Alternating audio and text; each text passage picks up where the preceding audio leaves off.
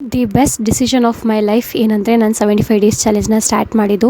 ಯಾಕಂದರೆ before pregnancy ನಾನು ಹೀಗಿದೆ. This is just 1 week before taking the pregnancy test. ಇದು 1 month after delivering the baby ಹೀಗಾಗಿದೆ. And this is 3 months after delivering the baby. And ಇದು 5 months after delivering the baby. Post ಪಾರ್ಟಮಲ್ಲಿ ನಂದು weight gain ಜಾಸ್ತಿ ಆಗ್ತಾಯಿತ್ತು.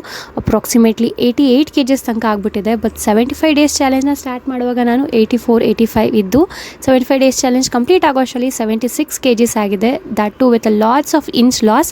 ನಾನು ಡಯಟ್ನ follow ಮಾಡಿದ್ದು ಈ ಥರ completely home cooked balanced meal. ದಿನ ಮನೇಲಿ ಏನು ಮಾಡ್ತೀವಿ ಅದೇ ಊಟನ ಮಾಡಿಕೊಂಡು ಒಂದು ಪುಟ್ಟ ಪಾಪುನ ಇಟ್ಕೊಂಡು ನಾನು ಪ್ರೋಟೀನ್ ಫೈಬರ್ಸ್ ಅಂತೆಲ್ಲ ಬ್ಯಾಲೆನ್ಸ್ ಮಾಡ್ಕೊತ ವೆಯ್ಟ್ ಲಾಸ್ ಮಾಡಿದ್ದೀನಿ.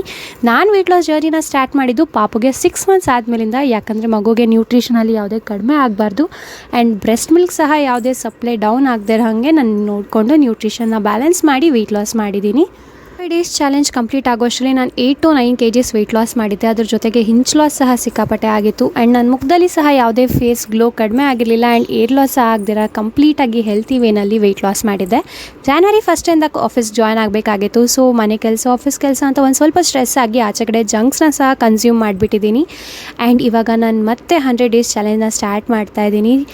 ಮಂತ್ಸ್ ಕಂಪ್ಲೀಟ್ಲಿ ಜಂಕ್ಸ್ನೆಲ್ಲ ತಿಂದು ಏನು ನಾನು ಪ್ರಾಪರಾಗಿ ಡಯಟ್ ಮೇಂಟೈನ್ ಮಾಡ್ದಿರ ವೆಯ್ಟ್ ಎಷ್ಟು ಗೇನ್ ಆಗಿರುತ್ತೆ ಅಥವಾ ವೆಯ್ಟ್ ಲಾಸ್ ಆಗಿರುತ್ತೆ ಅಂತ ನೀವು ಕಮೆಂಟ್ನಲ್ಲಿ ಗೆಸ್ ಮಾಡಿ.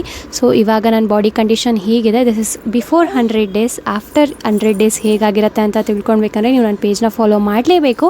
ಆ್ಯಂಡ್ ನನ್ನ ಬಾಡಿನ ನೋಡಿದ ಮೇಲೆ ಆ್ಯಂಡ್ ಇಷ್ಟೆಲ್ಲ ಕತೆ ಕೇಳಿದ ಮೇಲೆ ನನ್ನ ವೆಯ್ಟ್ ಎಷ್ಟಾಗಿರುತ್ತೆ ಅಂತ ನೀವು ಕಮೆಂಟ್ನಲ್ಲಿ ಗೆಸ್ ಮಾಡಿ. ನನ್ನ ವೆಯ್ಟ್ ಎಷ್ಟಿದೆ ಅಂತ ನಾನು ಪಾರ್ಟ್ 2ನಲ್ಲಿ ರಿವೀಲ್ ಮಾಡ್ತೀನಿ. So stay tuned.